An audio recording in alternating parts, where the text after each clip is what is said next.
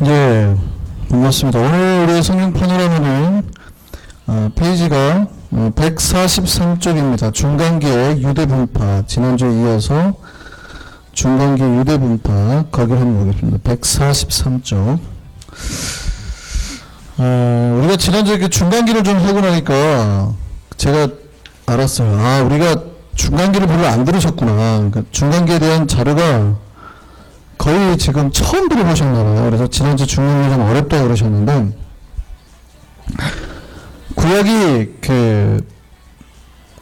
어느 순간 딱 끊어지고 400년이 중간에 아무것도 없고 신약이 딱 시작이 된 건 아닙니다.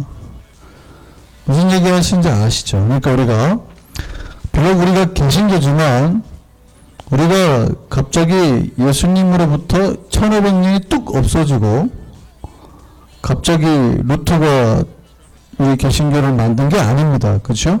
그러니까 사실은 우리가 1500년이라는 그 서방 캐톨릭의 그런 어떤 문화적인 전통과 전승을 그대로 우리가 가지고 있어요. 그대로 가지고 오고 있죠. 근데 그들이 잠깐 좀 이렇게 빗나가고 잘못 나간 것에 대해서 우리가 수정한 거죠. 그러니까 리폼이라는 게 원래 초대교회 형태의 그 순수한 신앙으로 돌아가자는 거지, 그들이 가지고 있던 모든 게 잘못됐다는 건 아닙니다. 그죠? 그러니까 굉장히 신학적인 틀은 우리가 거의 그대로 가지고 옵니다. 그 어떤 틀들을 안 바뀌었어요. 우리는 로마 동방 정교하고 서방 캐톨릭이면 서방 캐톨릭의 신학 이 전통과 전승 쪽이 훨씬 더 가까워요. 오히려 여기에서 종교개혁을 했으니까. 그러니까 그거를 완전히 무시할 수가 없다고. 그거를 다 무시하고 바로 종교개혁이 시작된 건 아닙니다. 그러니까 우리가 함부로 이렇게 캐톨릭을 비판하고 그러는데, 로마 캐톨릭을 비판하고 그러는데 그렇게 안 하시는 게 좋아요. 네.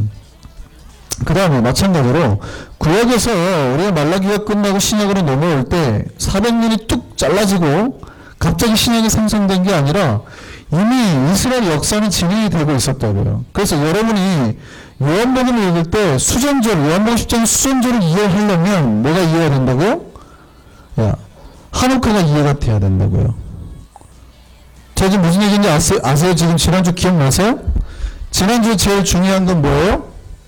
마카비 왕조, 이거 하나만 기억하시면 돼요. 외경에 보면 마카비서라고 있어요. 그 유다의 별명이 마카비였죠. 이 대장장이 망치라는 뜻입니다. 그래서 이 유다가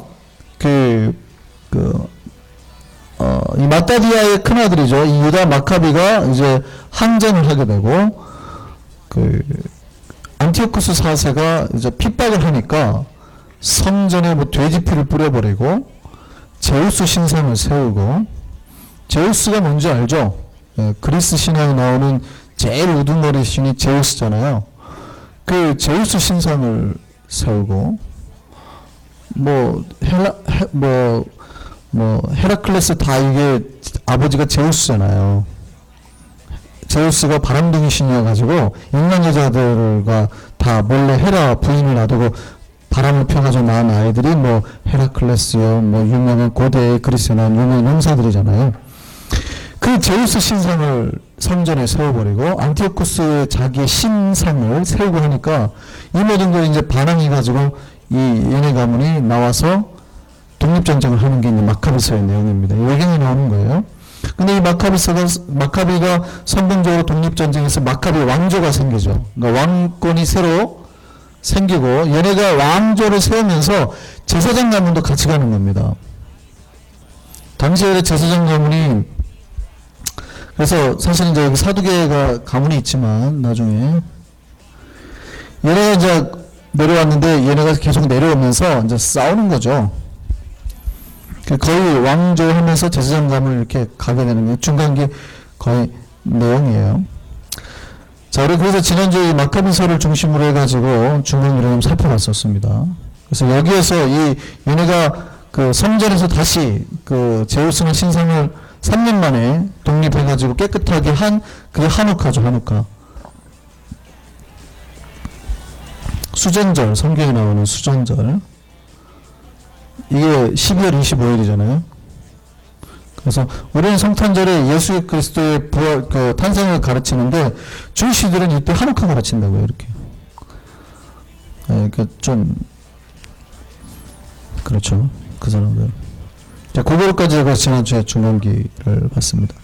자, 오늘 이제 중간기에 나오는 그 133쪽 그림을 보시면 중간기에 유대 분파가 있습니다. 이 이제 예수님 당시에 보면 바리새파가 나오고요, 사두개파가 나오고 뭐 열심당도 나오고 그러거든요. 그러니까 이 사람들이 도대체 누구냐? 서기관도 나오고 그러는데 도대체 이 사람들이 누구냐? 이런 이제 생각이죠. 그래서 이 사람들이 도대체 누군가? 오늘은 그 유대 분파에 대해서 좀 한번 배워보고 넘어가겠습니다. 우선 유대인의 제일 중요한 것은 원래는 예루살렘이 망하기 전까지 이들의 신앙의 중심은 성전이었습니다. 이해되시죠? 유대인들의 신앙의 중심이 뭐라고요? 성전이면 성전 중심으로 다 싸워요. 그러니까 이 모든 신앙의 중심이 성전이에요. 성전으로 매일 모이고 성전 중심이 이제 종교생활을 하는 거죠. 그러니까 남북으로 갈라져 있을 때도 북쪽에 있던 북이스라엘 사람들이 남유다의 성전이 있으니까 다 넘어온단 말이죠. 남유다로. 그러니까 이거 방지하려고 여로보암이 어떻게 해요? 예, 북쪽과 남쪽에 산당을 짓고 못 가게 만든 겁니다. 여기서 제사 드려라. 그래도 여호와께서 받으신다 하고 못 가게 만들고 전국적인 산당들이 많이 생기기 시작하는 거거든요. 지금 무슨 얘기 아시죠? 북이스라엘과 남유다가 나눠지잖아요. 솔로몬의 아들 이름이 뭐예요? 르호보암. 그런데 당시에 르호보암 당시에 감독관이었던 사람이 있었죠. 누구예요? 여로보암. 너무 르호보암이 악정을 펴니까 12지파에서 10지파가 여로보암 따라가서 북쪽으로 가버렸어. 2지파만 남고.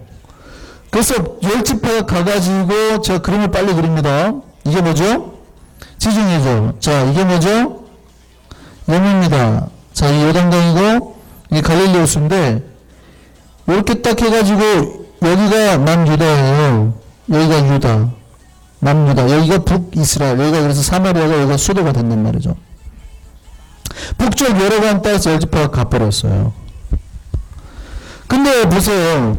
여기가 예루살렘인데 그 성전이 어디가 있어요? 예루살렘에 있단 말이에요. 그런데 예루살렘에 있는데 그러다 보니까 여로보암이 다 이 사람들이 이 휴전선 넘어가지고 38선 넘어가지고 예루살렘에 갖고 성전 중심 예배니까 제사 삶이니까 다 넘어가니까 이 백성들이 통제가 되겠습니까? 안 되겠습니까? 안 되는 거죠. 그러니까 왕으로서 이게 뭔가 불안하단 말이에요. 그러니까 어떻게 하니까 이 제일 밑에하고 위에다가 이 두 군데다가 산당을 세워가지고 금송아지 상을 놓고 못 내려가게 한 겁니다. 물론 금송아지가 우상숭배라고 보기도 하지만 신학적으로 여호와를 상징하는 다른 모습이라고도 이해를 해요. 그래서 여기서 제사를 지내라 그리고 못 내려가게 한 거예요. 그러니까 백성들이 이걸 이해했기 때문에 안 내려간 겁니다. 그렇지만 나중에 보면 여기 그리심산에 제가 지난주에 말씀드렸죠. 이 그리심산에서 뭐가 있었어요?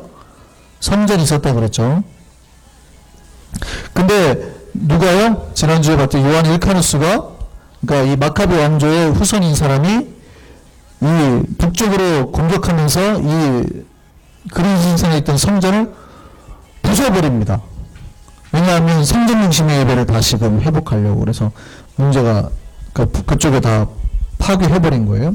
어쨌든 이런 상황에서 지금 이 사람들 중심이 유대인들의 예배 중심이 뭐가 있어요? 성전이 있는 거예요. 성전. 그러니까 이들은 모든 예배 중심이 성전 중심입니다. 그런데 이 중간기 때 갑자기 성전 중심의 신학에서 다른 신학이 발생하기 시작하는 거예요. 그거를 보는 겁니다. 자, 유대인들에게 토라가 있죠. 토라가 뭡니까? 토라가 뭐예요? 뭐라고요? 모세오경이 토라예요. 그러니까 유대인들에게 성경 그러면 토라입니다. 물론 예언서도 있지만 랍비들이 가르칠 수 있는 거는 토라예요. 일반인들은 뭐 가르칠 수 있냐면 예언서를 가르칠 수 있어요. 그러니까 랍비가 특별히 서기관들 이렇게 이 토라를 해석하고 중요할 수 있는 부류가 따로 있었어요. 그 예수께서 회당에 가지고 이사야서의 말씀을 가지고 예언하고 한 이유가 있습니다. 왜냐하면 서기관이 아니니까 함부로 토라에 손대면 큰일 나는 거예요. 그러니까 토라가 굉장히 이들의 예배 중심이라는 얘기입니다. 자, 토라의 뜻은 원래 훈육, 교육이라는 뜻인데 우리가 토라 하면 보통 율법으로 해석을 하거든요. 근데 율법으로 해석하면은 어떻게 우리가 받아들이냐면 법 이렇게 받아들입니다. 법률. 근데 토라의 개념은 법보다는 계시의 개념이 좀 강해요. 물론 우리가 여기에 훈육, 교육이라는 뜻이 있지만 탈무드에 따르면 토라가 이제 많이 망각되어서 남유다가 멸망하고 아예 이제 없어지고 난 다음에 말씀을 거의 잃었는데 다시 토라를 일깨운 사람이 에스라라고 합니다. 에스라 누군지 아시죠? 에스라 누굽니까? 언제적 사람이죠? 그러니까 년도 말고 자 성전 포로기 때 사람이죠. 멸망당하고 이후에 돌아와서 성전 재건한 사람이 누구예요? 스룹바벨이라는 사람이 굉장히 중요해진단 말이죠. 제가 지난번에 잠깐 말했지만 메시아 사상이 처음에 어디에서 대두하게 됐냐면 이 스룹바벨이라는 사람에게서 거의 메시아 사상이 대두하게 돼요. 그러니까 스룹바벨이 메시아일 거라 이렇게 보는 겁니다. 어쨌든 스룹바벨이 성전을 짓게 되는데 그 성전 지으라고 독려한 사람이 누구예요? 나중에 학계 스가랴 이쪽이잖아요. 근데 이때 나중에 나와서 율법을 전한 사람이 누구예요? 학자 에스라입니다. 이 에스라가 다시 토라를 다시 이렇게 세웠다라고 봅니다. 탈무드에서는.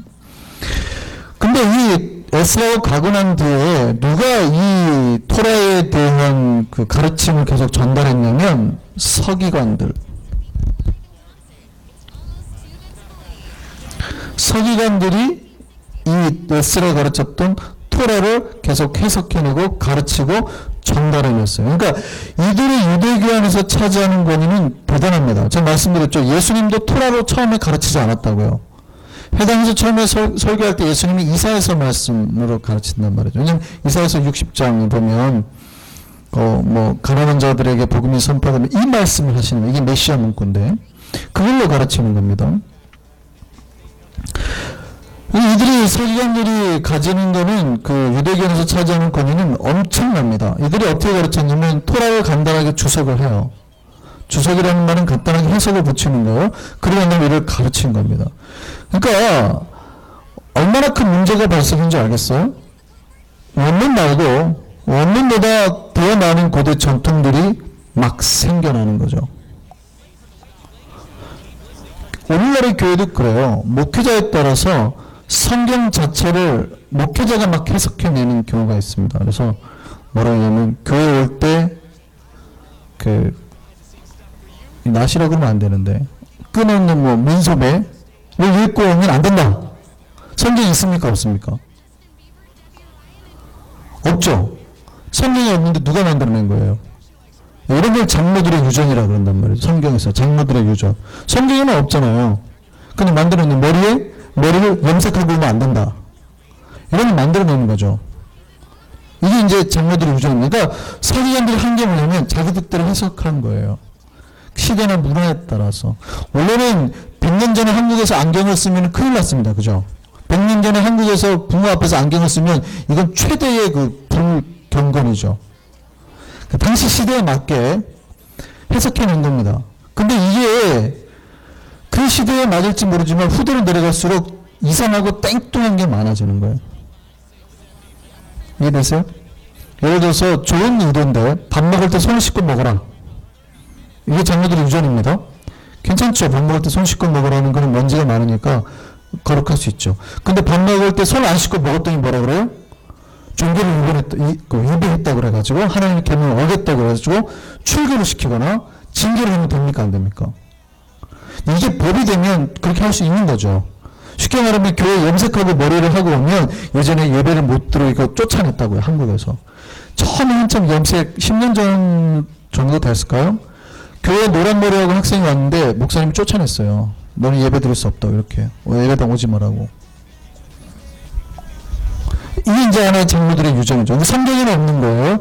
근데 서기관들이 그렇게 해석해서 가르쳤더니 토라 자체에 이제 없는 새로운 전통들이 막 생겨난 거예요. 이 두 가지를, 그러니까 이렇게 구전으로 내려온 전통을 이해하는 종파가 있었고, 구전으로 내려오는 이 가르침을 부인하는 종파가 있었어요. 그러니까 이 두 종파에 따라서 이제 싸움이 벌어지는 거죠. 예수님 당시에 논쟁이 그렇게 갖고 벌어지는 겁니다. 이게 이제 언제 없어졌냐면 BC 270년, 주전 270년경에 당시의 대제사장 시몬이 죽으니까 거의 서기관들의 영향이 많이 끊어집니다. 그런데도 불구하고 평신도들이 모여가지고 사사로이 토라를 공부하기 시작했습니다. 그러다 거의 이런 모임들이 언제 끊어지게 되냐면 BC 196년에 사내들인이라는 모임이 생겨요. 공회. 이게 이제 종교 집단, 제사장과 그 다음에 평신도들이 합쳐진 일종의 재판소 같은 거였죠. 이제 산헤드린 공회. 유명하죠. 많이 들어보셨죠? 산헤드린 공회. 산헤드린 공회가 생겨나고 예수님을 비판한 것도 정죄하고 재판을 할 때 산헤드린 공회가 모여야 되는 거죠. 그러니까 산헤드린 공회가 생기니까 그런 것들을 없애버렸어요. 자, 어쨌든요. 지금 그러니까 지금 이때가 마카비 운동이 일어나기 전이에요. 토라가 인간인 그 평민들에게 굉장히 중요한 신앙의 규범으로 자리하게 된 게 마카비 운동이 일어나기 전. 그러니까 이 토라의 경건주의 영향이 어디에 영향을 미쳐요? 마카비 운동에 영향을 미치게 되었다는 얘기죠. 이거는 유대교 역사에 굉장히 중요한 의미를 지닙니다. 무슨 얘기냐면 성전이 파괴되고 난 다음에 물론 나중에 성전이 재건되고 예수님 당시에 성전이 있습니다만 성전이 파괴되고 난 다음에 사람들의 신앙의 중심이 어디로 옮겨져 가고 있어요? 예, 성전 중심에서 토라 중심으로 말씀 중심으로 옮겨가고 있다는 거예요. 굉장히 중요한 겁니다. 그런데 마카비 운동의 선본도 어디 있어요? 여기서 나온 경건주의. 제가 지난번에 하시딤 말씀드렸잖아요. 이 마카비 왕조를 후원했던 하시딤이라는 경건단체가 있었다고요. 이 하시딤이 뭐의 전신이에요? 바리새파의 전신이에요. 그 다음에 또 나옵니다. 이 하시딤이 또 뭐의 전신이냐면 에세네파의 전신이에요. 우선 들어두세요. 제가 좀 이따 설명을 드릴 테니까. 그러니까 이 경건주의 토라 말씀 중심으로 돌아가니까 사람들이 하나님 앞에서 삶을 돌이키고 경건한 삶으로 돌아가기 시작했더라는 거예요. 갈수록 예전에는 이 토라 중심의 모임이 마카비 운동의 성공뿐만이 아니라 회당을 발전시키는, 왜냐하면 계속해서 공부를 해야 되니까. 회당을, 그러니까 전국의 전 세계 예루살렘과 디아스포라의 사람들이 뭘 세워요? 학교 세움과 동시에 회당을 세우고 토라를 읽기 시작하고, 이게 문서로서 남기 시작하는, 그러니까 문서 기록이 예배 행위를 대신해서 백성들의 관심을 사로잡는 계기가 되는 거예요. 이게 왜 중요하냐면, 제가 왜 이렇게 지금 토라에 대해서 열변을 토냐면, 이 토라를 붙드는 지파가, 종파가 생기고, 토라를 붙들지 않은 종파가 생기는데, AD 70년에 예루살렘이, AD니까 이제 주님 이후입니다. AD 70년에 예루살렘이 파괴돼 버리죠. 아예 다 무너집니다. 지금 예루살렘 가면 이제 통곡의 벽이 있잖아요. 벽만 한쪽 있잖아요. 그러니까 사실은 지금 물론 우리가 그 성지순례를 가면 좋습니다. 가면 좋지만 그 지금 있는 건물들은 당시에 예수님이 살았던 건물이나 그런 거는 아닙니다. 그죠? 우리는 알고는 가야 되죠. 대신에 우리가 바다도 보고 평야도 보고 하는 거는 굉장히 예수님이 이 자리에 설교했구나라는 걸 우리가 알 수 있기 때문에 하지만 뭐 우리가 비아돌로로사 해가지고 이 길이 예수님이 뭐 십자가를 지고 올라간 길이다. 그건 아닙니다. 왜냐면 유대 군법은 뭐냐면 도시가 이렇게 되면 그 위에다가 덧지어요.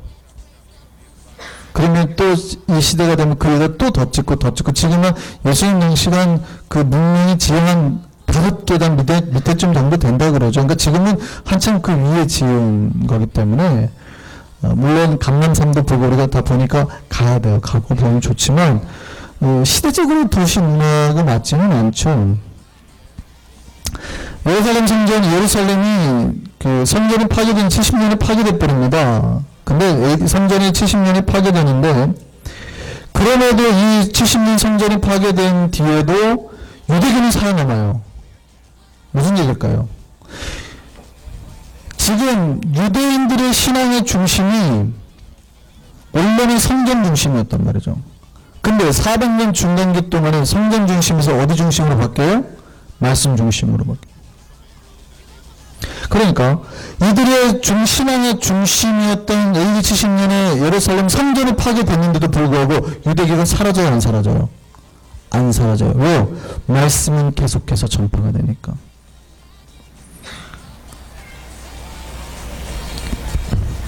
별로 굉장히 중요한 얘기예요.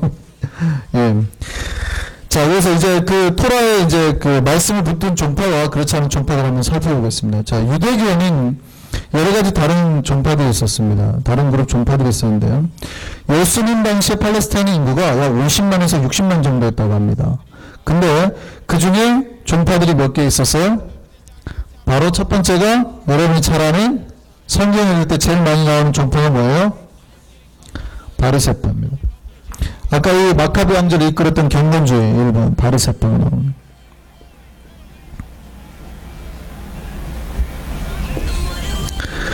근데 뭐 바리새파도 있고 사두개파도 있고 에세네파도 있는데요.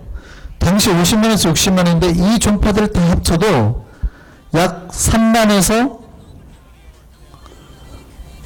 약 3만 5천 정도밖에 안 됐대요.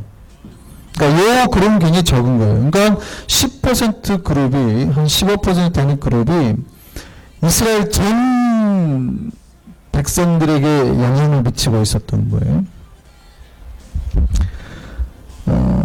전체 인구 중에서 약 5%가 바리새파였고, 그러니까 종파 중에서는 제일 많았어요. 그 다음에 뭐 사두개파, 에세네파 다 합쳐도 한 2%밖에 되지 않았습니다. 그리고 이제 또 하나가 중요한 게 그 쿰만 공동체라고 있습니다. 사해 그 옆에서 사해 근처에서 1947년에 그 문서가 하나 발견됐어요. 그러니까 우리가 가지고 있는 성경은 신학생들이 처음에 이것 때문에 시험이 제일 많이 드는데 원래 예수님 당시 언어는 아람어입니다. 아람어. 그러니까 히브리어, 고대 히브리어하고 비슷한 문자인데 좀 다르죠. 근데 예수님이 썼던 언어는 아람어입니다. 당시에 유대인들이 사용했던 언어는 아람어입니다. 그들의 법률 언어는 로마어였습니다. 근데 글자는 뭘 썼냐면 헬라어를 썼어요. 복잡하죠. 예수님이 평상시에 말은 아람어로 이렇게 스피킹 하셨는데 그걸 갖다가 기록을 한 거는 뭐냐면 헬라어 문자로 기록을 한 거예요. 그러니까 재밌는 거는 성경에서 아람어가 잘 나와요. 마가복음 보면 잘 나오는데 예수님이 소녀야 일어나라 하고 달리타 쿰 했잖아요. 이 달리타 쿰이 뭐예요? 아람어거든요. 그러니까 아람어를 그대로 써준 겁니다. 열려라 에바다 이런 것도 헬라어가 아니고 아람어입니다. 그러니까 예수님이 썼던 말을 그대로 써줬어요. 그러니까 예수님이 말은 당시 아람어로 했고 그거를 받아서 쓴 거는 헬라어로 쓰게 된 거죠. 자, 이 문서가 헬라어로 쓰여진 우리 성경의 원본을 아직까지 못 찾습니다. 무슨 말인지 아세요? 신약을 쓴 헬라어 원본은 아직 없어요. 우리가 다 뭐냐면 사본입니다. 사본. 사본이란 말이 무슨 말인지 알죠? 복사본이라는 뜻입니다. 근데 옛날에는 카피가 없었으니 카피 머신이 없었으니까 다 필사를 한 거죠. 필사를 한 양피지 등만 했는데 그러면은 원본이 없으니까 우리가 성경을 그러면은 모르는 거 아니냐? 천만의 말씀입니다. 얼마나 정확하게 필사를 했는지, 그러니까 원본만 없다 뿐이지 사본이 굉장히 정확해요. 대신에 뭐 어떤 사람은 필사를 할 때 일국이라고 썼는데 다른 사람은 일국이라 안 하고 그가 이렇게 쓴 거예요. 요런 약간의 오류, 그러니까 누가 봐도 알만한 것들이 있죠. 그러니까 이런 식의 대명사나 그리고 and 그리고 이런 거에 약간씩 오류가 나와요. 그러니까 막 성경을 비판하는 사람들은 성경의 해석에 오류가 많다 하나 수천 가지라 그러는데 그들이 말하는 수천 가지라는 말하는 거에 95%가 다 이런 겁니다. 그러니까 내용은 다 똑같아요. 그러니까 이 성경 필사본이라는 게 굉장히 많거든요. 근데 이 필사본이 많은데 정말 수십만 개 필사본을 가지고 성경이 이제 나중에 공유행을 통해서 신약이 다시 이렇게 만들어지는데 놀라운 거는 1947년도에 양피지가 발견돼 버렸어요. 이 쿰란, 그러니까 사해근방이 워낙 건조한데 거의 고대의 원본, 이 오늘날 우리가 성경에 보는 모든 성경과 거의 비슷한 성경의 필사본이 발견된 그게 굉장히 중요한 사해사본입니다. 그래서 성경이 거의 우리가 보는 성경이 거의 맞다는 게 증명이 돼버렸죠. 다른 신학자들이 막 비판을 많이 했었어요. 우리는 막 사본 막 해가지고 원본도 없잖아 이랬는데 1947년에 사해사본이 딱 발견했는데 이 사본이 우리가 보는 거의 사본과 거의 비슷해 버린 겁니다. 이 발견된 사해사본 아주 지금 학계에 대단히 난리죠. 근데 이게 사람들이 이 숨어 지내는 거의 수도원 공동체 같은 거예요. 그래서 이 쿰란 공동체. 쿰란 공동체 그러면은 같으냐 다르냐 그러는데 좀 이따 SNF파에 제가 설명하는데 다르다고 보는 학자도 있고 SNF파의 영향으로 쿰란 공동체가 생겼다라는 학자도 있습니다. 저는 같이 보고 워낙 비슷한 부분이 많기 때문에 같이 보고 설명을 좀 하겠습니다. 다시 바리새파로 넘어가서요. 자, 바리새파 제가 처음에 아까 말할 때 마카비 운동의 성공의 뒤에는 이 경건주의자 하시딘이 있다고 말씀드렸습니다. 이들은 원래 정치적인 단체가 아니라 종교적인 단체였어요. 그리고 이들은 중간 계급입니다. 약간 평신도예요. 그러니까 뭐 제사장 계열은 이런 데가 아니고. 근데 이들이 점점 힘이 강력해지는 거예요. 그리고 종교적으로 사회적으로 강력한 위치를 차지하게 됩니다. 근데 바리새라는 이름이